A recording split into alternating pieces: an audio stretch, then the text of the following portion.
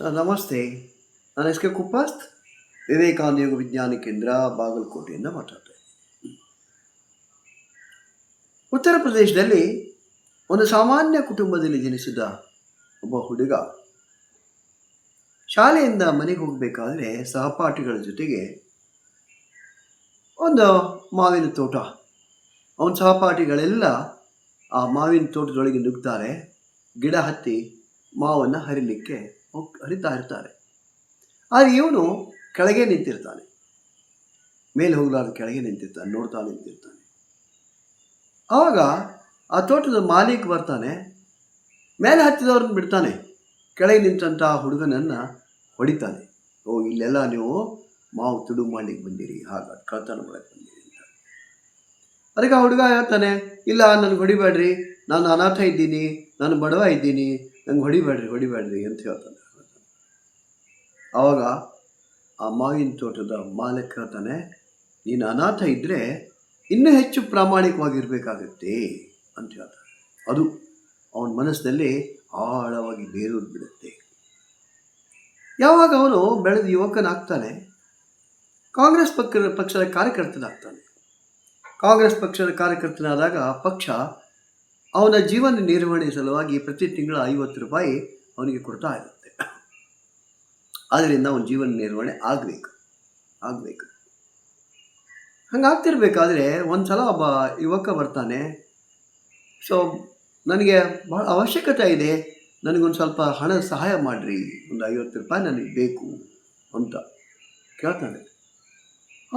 ಅವಾಗ ಈ ಯುವಕ ಸೊ ತನಗೆ ಬರೋದೇ 50 ರೂಪಾಯಿ, ಇವನಿಗೆ ಎಲ್ಲಿಂದ ಕೊಡ್ಲಿಕ್ಕೆ ಸಾಧ್ಯದೆ ಅಂತ ವಿಚಾರ ಮಾಡ್ತಿರ್ಬೇಕಾದ್ರೆ ಅವನ ಹೆಂಡತಿ ಒಳಗಡೆಯಿಂದ ಹೊರಗಡೆ ಬರ್ತಾಳೆ.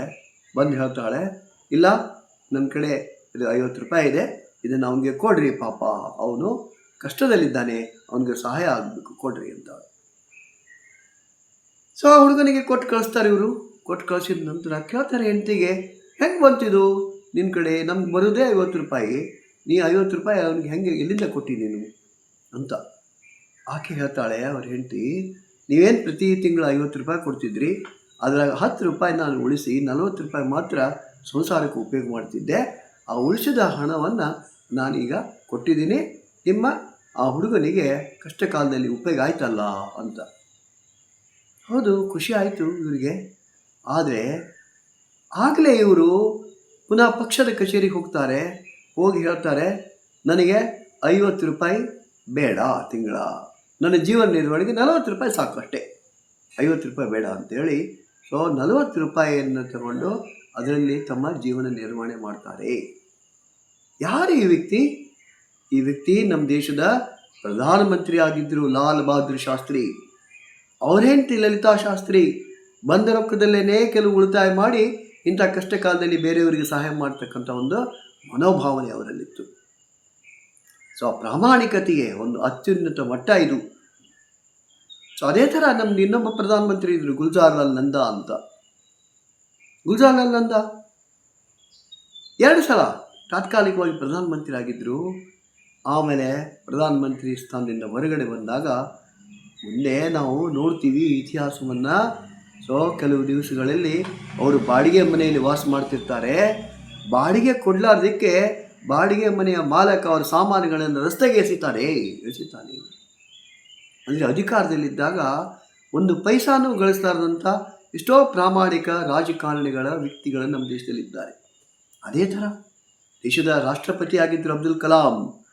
ಸೊ ತಮ್ಮ ನಿವೃತ್ತಿಯ ನಂತರ ಮನೆಗೆ ಹೋಗಬೇಕಾದ್ರೆ ಬರೀ ಸೂಟ್ ಕೇಸ್ ತೊಗೊಂಡು ಅದರಲ್ಲಿ ಪುಸ್ತಕಗಳನ್ನು ಮಾತ್ರ ತೊಗೊಂಡು ತಮ್ಮದೇ ಪುಸ್ತಕಗಳನ್ನು ತೊಗೊಂಡು ಹೋದರು ಹೊರತು ಸೊ ತಮ್ಮ ಕಚೇರಿಯ ಒಂದು ಸಾಮಾನುಗಳನ್ನು ತಗೊಂಡು ಹೋಗಲಿಲ್ಲ, ಒಂದು ವಸ್ತುವನ್ನು ತಗೊಂಡು ಹೋಗಲಿಲ್ಲ. ತಮ್ಮ ಅಧಿಕಾರದ ಅವಧಿಯಲ್ಲಿ ಏನನ್ನೂ ಅವರು ಗಳಿಸಿಲ್ಲ, ಬರೀ ಜನರನ್ನೇ ಗಳಿಸಿದರು ಅಷ್ಟೇ ಸಮಾಜದಲ್ಲಿ. ಆದರೆ ಇಂಥ ರಾಜಕಾರಣಿಗಳು, ಇಂಥ ವ್ಯಕ್ತಿಗಳ ದೇಶದಲ್ಲಿ ಅಪರೂಪ. ಇವತ್ತು ನನ್ನ ನಂತರ ನನ್ನ ಮಗ ಇರಬೇಕು, ವಂಶ ಪಾರಂಪರ್ಯ ರಾಜಕಾರಣ ಇರ್ಬೋದು, ಕೋಟಿ ಸಹಸ್ರಾರು ಕೋಟಿ ರೂಪಾಯಿಗಳನ್ನು ಗಳಿಸಿ ಸೊ ಇಡೀ ಜೀವಮಾನ, ತಮ್ಮ ಜೀವಮಾನ ಅಷ್ಟೇ ಅಲ್ಲ, ಸೊ ಮುಂದಿನ ಎಲ್ಲ ಪೀಳಿಗೆಗಳು ತಿನ್ನುವಷ್ಟು ಆಸ್ತಿಯನ್ನು ಗಳಿಸ್ತಕ್ಕಂಥ ಇವತ್ತು ಭ್ರಷ್ಟ ಜನ ಎಲ್ಲರ ತುಂಬದಲ್ಲಿ ಇಂಥ ಕೆಲವು ಪ್ರಾಮಾಣಿಕ ವ್ಯಕ್ತಿಗಳ ಸೊ ನಮಗೆ ಬೆಳಕನ್ನು ಕೊಡ್ತಕ್ಕಂಥ ವ್ಯಕ್ತಿಗಳಾಗಿದ್ದಾರೆ. ನಮ್ಮಲ್ಲೇ ಆಶೆಯನ್ನು ನಿರ್ಮಾಣ ಮಾಡ್ತಕ್ಕಂಥ ಒಂದು ಒಳ್ಳೆಯ ಆಶೆ ನಿರ್ಮಾಣ ಮಾಡ್ತಕ್ಕಂಥ ವ್ಯಕ್ತಿಗಳನ್ನು ನಮ್ಮದೇ ದೇಶದಲ್ಲಿ ನಾವು ನೋಡಲಿಕ್ಕೆ ಸಾಧ್ಯ ಇದೆ. ವಿವೇಕಾನಂದ ಯೋಗ ವಿಜ್ಞಾನ ಕೇಂದ್ರ ನಿರಂತರ ಯೋಗ ವರ್ಗಗಳನ್ನು ನಡೆಸುತ್ತೆ. ಬೆಳಗ್ಗೆ 6ರಿಂದ 7, ಸಂಜೆ 6ರಿಂದ 7, both offline and online. So ಬನ್ನಿ ನಮ್ಮ ಯೋಗ ವರ್ಗಗಳಲ್ಲಿ ಭಾಗವಹಿಸಿ. ಅದೇ ಹೊತ್ತಿಗೆ ನಮ್ಮದೇ ಯೂಟ್ಯೂಬ್ ಚಾನಲ್ ಇದೆ, ವಿವೇಕಾನಂದ ಯೋಗ ವಿಜ್ಞಾನ ಕೇಂದ್ರ ಬಾಗಲಕೋಟೆ. ಅದಕ್ಕೆ ನೀವು ಸಬ್ಸ್ಕ್ರೈಬ್ ಆಗಿರಿ, ಅದನ್ನು ಶೇರ್ ಮಾಡಿರಿ, ಬೇರೆಯವರಿಗೂ ಅದನ್ನು ಸಬ್ಸ್ಕ್ರೈಬ್ ಮಾಡಲಿಕ್ಕೆ ನಿಮಗೆ ಮೋಟಿವೇಶನ್ ಮಾಡಿರಿ. ಧನ್ಯವಾದಗಳು.